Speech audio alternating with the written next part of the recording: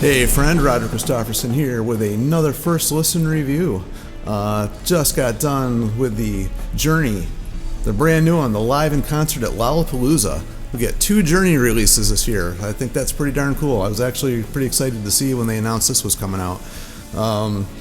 If you heard my review of the Freedom album there, you'll know that I was a little disappointed in the production. Songs were cool, but the production was a little bit So obviously being a live one, who knows what you're going to end up with. It could be horrible, it could be good. It's hard to know when it comes to live performance, but it was actually pretty darn good.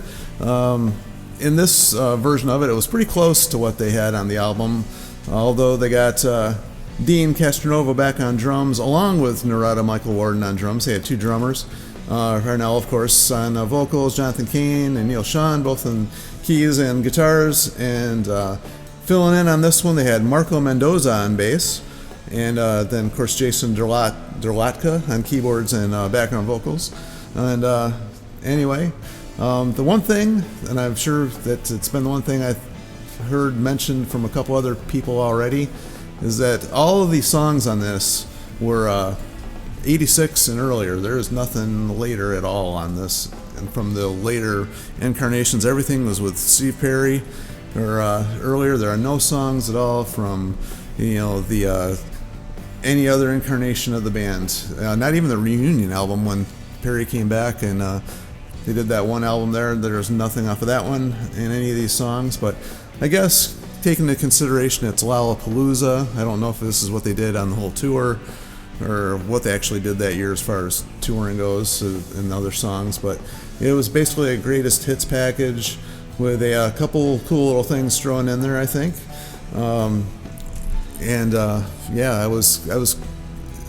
It's weird listening to these songs like this far into their career, and you hear some of the older stuff and how it translates to new. It was actually kind of cool.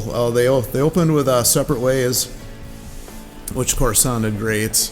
One thing I noticed when it got to like Stone in Love, which is the third actual song in here, they have actually some guitar interludes and piano interludes listed as tracks, but they're basically just intros to other songs. They actually had Only the Young was song 2, which was like, that was kind of cool out of the blue. Haven't heard that one in like a very long time, so that was kind of cool hearing them do that one. And then further on down the line, they actually did Ask the Lonely. The 2 songs I thought should have been on Frontiers, but they saved them for movie soundtracks or whatever. And they actually charted. Those songs actually charted when they came out, like better than some of the songs they released as singles off of Frontiers.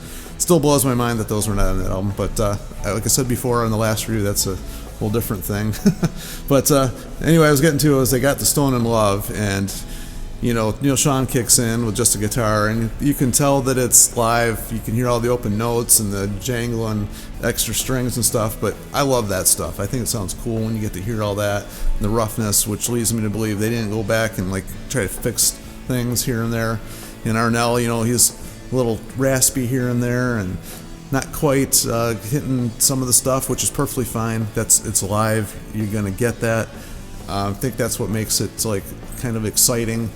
When it's too perfect, you sometimes wonder how live it is. So with that stuff in mind, I think it gives it a better feel, just in my opinion anyway.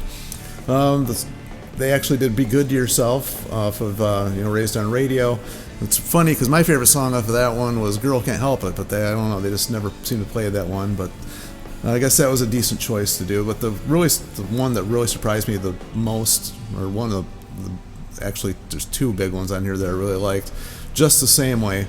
When they did that one, and it had Jonathan Cain singing vocals on that one, it sounded very close to Greg Rowley. It really did. I know with past performances, people have complained about him singing, but I thought he did a really good job on this one. I had to actually double check to make sure that was him doing it, and did a really good job on that one.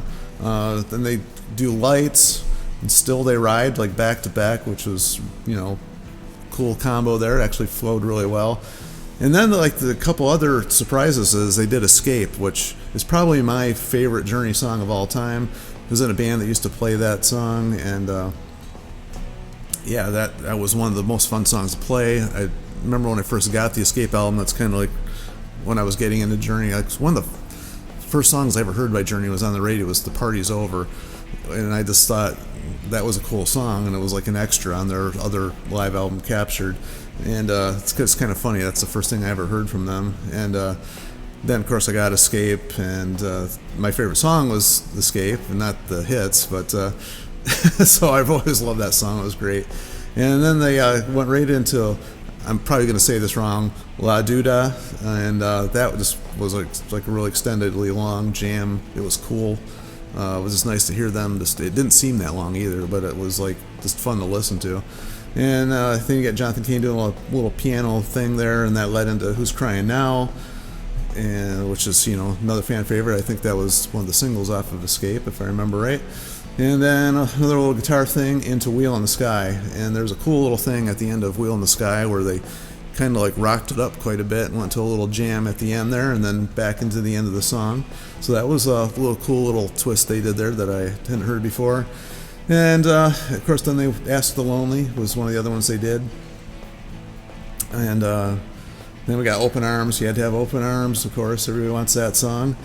And then, the big hits, of course, close out the set. Love and Touch and Squeezin', Faithfully, Any Way You Want It, and of course they close with Don't Stop Believin'. So, like I was getting to before, probably the reason they chose all this, it was the Lollapalooza. It's probably a crowd that's not followers of just Journey. These weren't people that showed up just to see Journey, although I'm sure there were people in the crowd that did that. But, so they probably wanted to appeal to, a wider crowd, people that would know the stuff, and maybe, a lot of people that just don't know their deeper cuts. So that'd be my guess on this. So anyway, that being said, I thought it was pretty cool. I really enjoyed listening to it.